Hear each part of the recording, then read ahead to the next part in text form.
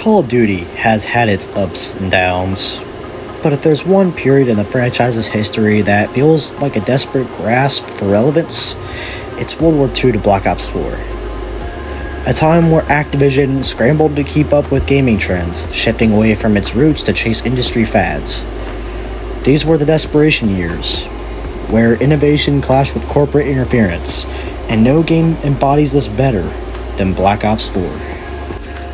Once a promising entry with some of the most satisfying gunplay in the franchise, BO4 is now largely forgotten, overshadowed by the industry's obsession with nostalgia and modern titles that barely resemble classic Call of Duty. Yet, if you look past the circumstances surrounding its release, Black Ops 4 stands as one of the last true Call of Duty experiences, offering deep multiplayer mechanics, an experimental battle royale, and a zombies mode that, while divisive, was still undeniably zombies. So why is Black Ops 4 barely remembered today? Was it held back? And more importantly, why does it feel more like Call of Duty than anything released in the past few years?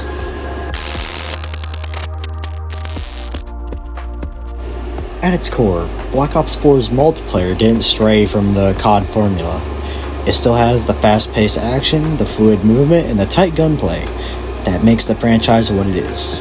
But the manual healing system was a game-changer. Rather than relying on the passive health regeneration, players had to heal themselves, introducing an additional layer of skill and decision-making into the mix. Some worried that this would slow down gameplay, but in reality, it did the opposite. Managing health became as important as reloading, leading to more tactical engagements without disrupting the classic COD flow. And while it was a bold change, it never felt like it hindered the experience. Instead, it complemented the already strong foundation of BO4's gunplay. Speaking of gunplay, every weapon in BO4 just feels good. The sound design, recoil, and feedback on kills gives weapons a level of impact that many modern CODs lack. It's a small detail, but one that makes BO4 stand out from later entries where gunplay feels weightless and artificial. In many cases, I say BO4 still and does retain one of the best gunplay systems in all of Call of Duty. It just feels good. And then there's specialists, a divisive feature, no doubt. While I personally prefer nameless soldiers, like in the old Call of Duties of Black Ops 1 to COD 4, BO4's specialists actually served a purpose.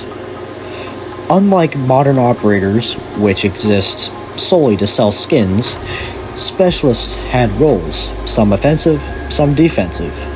They weren't just customizable placeholders.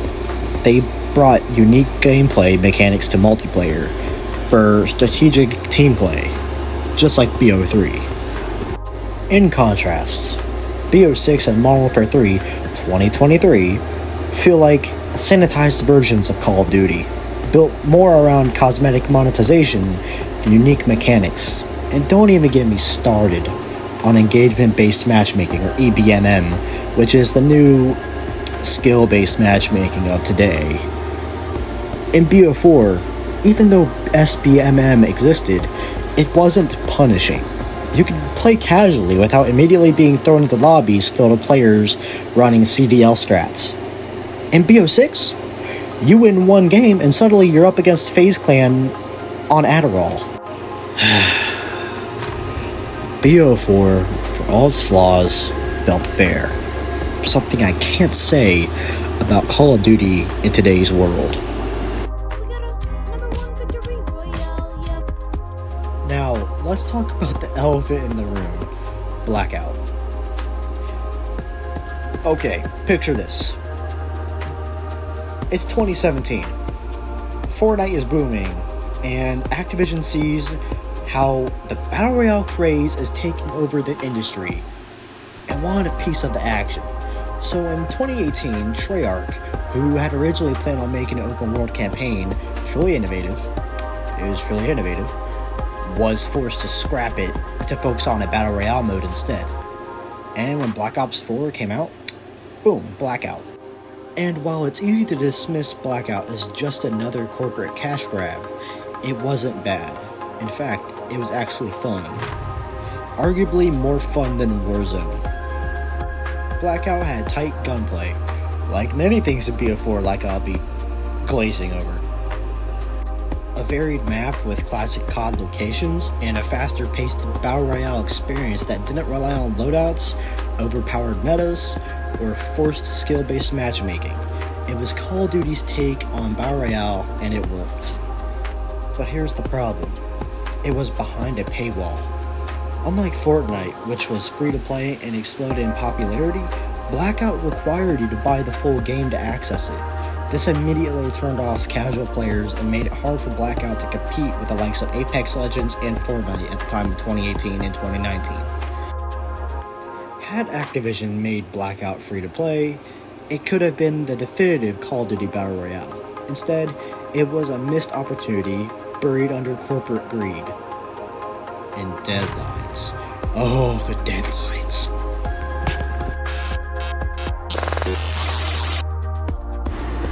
Ask most COD fans what the best zombies mode is, and they'll likely say BO3.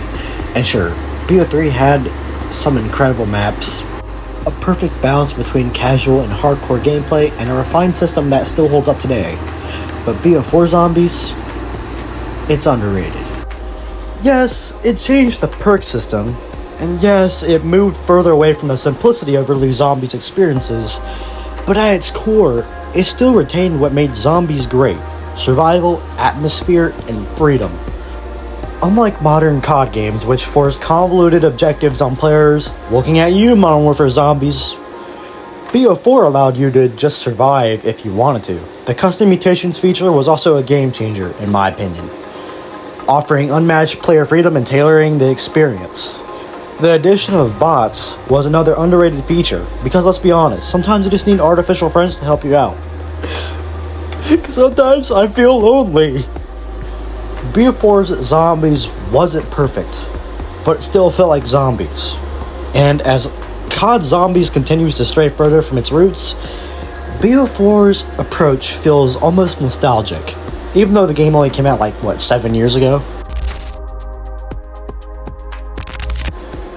BO4 was the last COD to feature a loot box system. While loot box systems were never great, they at least allowed for a degree of unpredictability.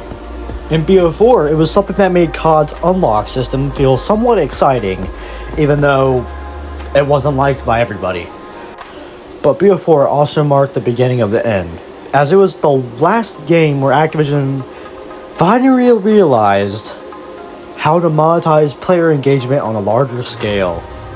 BO4's loot boxes were bad, but Modern Warfare 2019's Battle Pass system, that was horrid. That system still exists in BO6 today. COD has moved from an RNG-based loot system to a pay-for-everything model, where even base game content feels like it's locked behind multiple paywalls. And while BO4 was innocent in this regard, it was still the last game before COD's monetization fully evolved into whatever mess it is today. Looking back, Black Ops 4 wasn't perfect. It was a victim of corporate meddling, cut content, in an industry that was rapidly changing around it. But despite all of that, it was still Call of Duty. It still had strong customization, a solid multiplayer with great mechanics, a battle royale mode that could have been great, and a zombies mode that, while flawed, still retained the essence of what made zombies fun. Compared to Call of Duty's titles today, like BO6 and Modern Warfare 3, BO4 feels like a lost relic. A game that still had a soul before the franchise became what it is now. While COD today is a product in which it probably always has been in the eyes of Activision, to us, it was not. It was always an experience to us, but now it's just another AAA title to cash money from you and suckle your cock for money. BO6 might have better graphics, more content, and a bigger budget, but it feels hollow. The engagement-based matchmaking, monetization schemes, and design philosophy all strip away what once made COD special from other games like Battlefield, Fortnite, and Apex, and at the time of BO4, Fortnite. I don't know of any other games that were popular at the time. Fortnite was the big thing. And now Call of Duty is just an adult version of Fortnite that is M-rated Fortnite. You have weird collabs, you have wacky gun stuff that doesn't make them look like it's from a military shooter. COD lost its soul. The BO4 still had that soul. Even though you had wacky guns, wacky specialist skins, this and that, you didn't have to see that all the time. And besides, I heard now that they're going to be having a new system in Warzone where you can just have soldiers running around instead of wacky skins. Apparently the TMNT, Teenage Mutant Ninja Turtles skin will still be active, and it'll be so bad. But I'm glad they might put that in because I'll actually feel like I'm in a military shooter and not a pay-to-win Fortnite adult version. So, yeah. And while the old rust buckets in the community will say BO2 was the last good Call of Duty game, if you ask me, Black Ops 4 may have been the last decent COD game, period.